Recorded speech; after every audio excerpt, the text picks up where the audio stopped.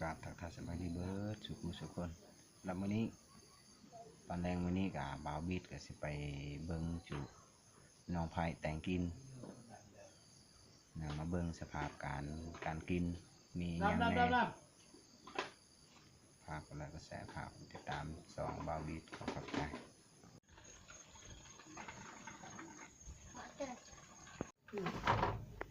ง่ายทานสองกินข้าวเหนียวสดๆแต่ว่าอยากมาเบิ่งสิมือน้องไผ่แต่งกินมีอย่างแน่มื้อในมื้อนี้ใส่มะพริก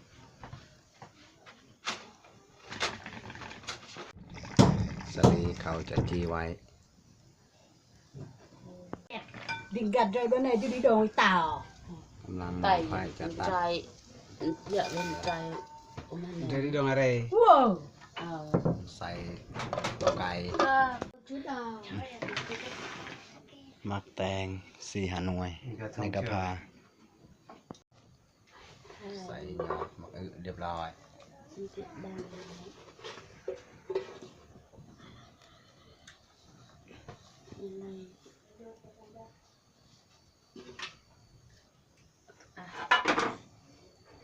ลีก็ได้แต่น้อยเดียวนะเพื่อจะกินประมาณ 2-3 มื้อมันก็เบิดแล้วยอดมะอึเตรียมสุกเรียบร้อยกับสีไก่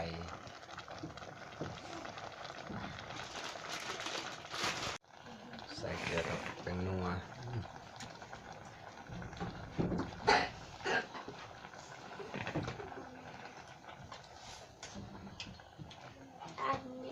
เช่นไม่อาจเป็นระดับเกิดเช่นเครื่องเสีย Cơ găng này về plum trôi Cơ găng สำหรับตัวดำๆนี่ก็แม่นทานน้องไผ่เคยเฮ็ดแต่ก่อนเขาก็บ่เคยเฮ็ดแต่บัดเรามาอยู่นี่เราก็เฮ็ดทานอันเด้อยู่สอบสีเหลืองก็แม่นเต็มสอบสีเหลือง Dongก็ ใส่ ก็ หอมเรียบร้อยทานจะสุกอีก No. Pare ga pa. ปรุงเรียบร้อย เช่นยาโดน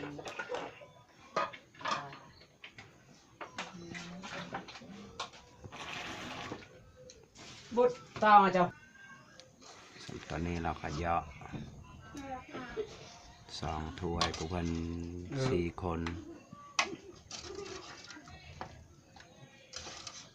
Vạc thế mày. อาหารท้องถิ่นบ้านเฮาก็เคยกินแบบนี้ No. อันนี้เขาก็เอาไว้ใส่แนว Chơi chứ ta. เอาไว้หน่อยหนึงน้องไผ่จะปิ้งไก่ปานคือแถวโตน้อย